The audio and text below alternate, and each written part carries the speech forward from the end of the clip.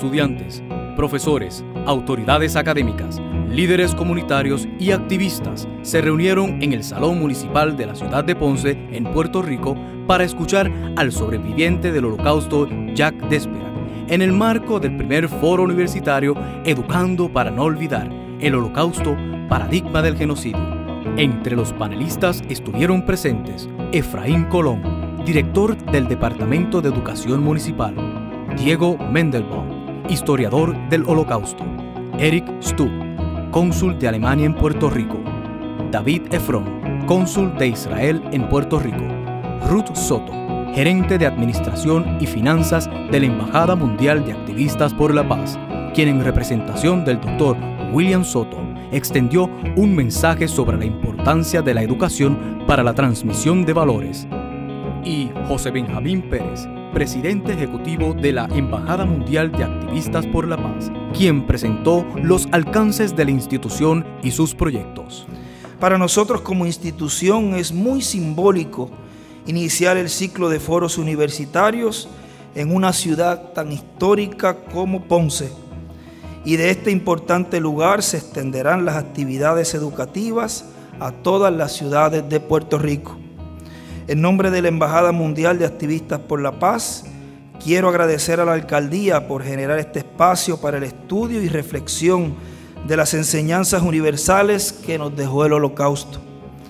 La educación es un poder. No hay paz en una nación si no se respetan los derechos humanos de los ciudadanos. Y no se puede vivir en una sociedad democrática donde se respeten los derechos fundamentales si las personas no son educadas para ese fin. El director del Departamento de Educación Municipal destacó la necesidad de fomentar el respeto por la dignidad y los derechos fundamentales del ser humano. De igual forma, tratar al amigo, tratar al hermano, tratar al prójimo con la misma igualdad de derechos que todos nos merecemos. Porque todos adquirimos derechos naturales, inalienables, y todos recibimos derechos que nos garantiza nuestra Constitución. Por eso es importante reconocer el valor de la identidad humana. Los panelistas explicaron sobre las situaciones políticas, sociales y económicas que desencadenaron el Holocausto. También se exaltó la fortaleza del pueblo judío, que resurgió después de esta etapa tan oscura donde casi fueron exterminados, y se resaltaron las medidas adoptadas por el gobierno alemán en el campo de la educación para evitar la repetición de un genocidio. No debemos olvidar que Adolf Hitler llegó al poder por la vía democrática. Y ese es el primer punto en que la gente no debe confundirse. En un sistema democrático, entre muchas otras características, pues la gente elige a las personas que van a formar el gobierno, que van a ser las personas que van a dirigir el Estado. Pero no es suficiente tener un sistema de elecciones para definir a una sociedad como democrática. Israel, que comienza como un país socialista, agricultural, donde la gente vive en kibbutz, en comunas agriculturales, se ha convertido hoy en el baluarte de la tecnología, de la medicina avanzada. Miren todos los premios Nobel que reciben los israelíes. El Holocausto llena al pueblo alemán de suma vergüenza, profundo remordimiento y gran tristeza. Desafortunadamente, es imposible restablecer al pueblo judío el sufrimiento y la pérdida incalculable causada por esta barbarie nazi. Lo que sí podemos hacer, y se ha estado haciendo desde que terminó la guerra, es tomar medidas para que no se vuelva a repetir jamás. Entre ellas, la más importante siendo la educación. El gobierno alemán ha implantado la recordación y el estudio del Holocausto como currículo obligatorio en escuelas para evitar que generaciones futuras lo olviden.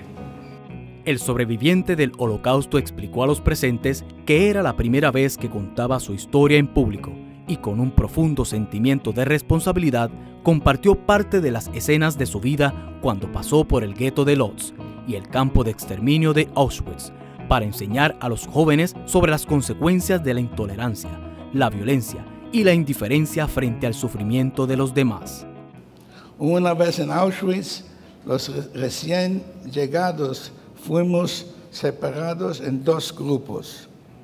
En la estación de llegada de Auschwitz había dos doctores que hacían la selección de los hombres y mujeres jóvenes para trabajar, y los ancianos y niños enviaron derecho a las cámaras de gas.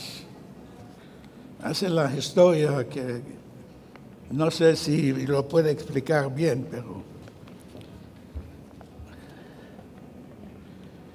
yo fui seleccionado para trabajar en la fábrica de camiones militares.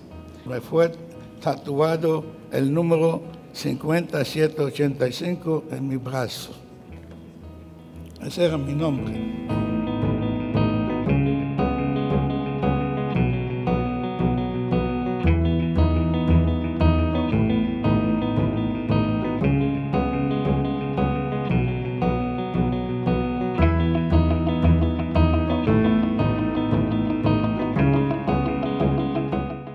Concluidas las presentaciones, los participantes pasaron a la exposición fotográfica, donde de forma cronológica se explicó todos los hechos que envolvieron el Holocausto, desde las primeras señales antisemita en Europa hasta la llegada de los sobrevivientes del Holocausto a países latinoamericanos.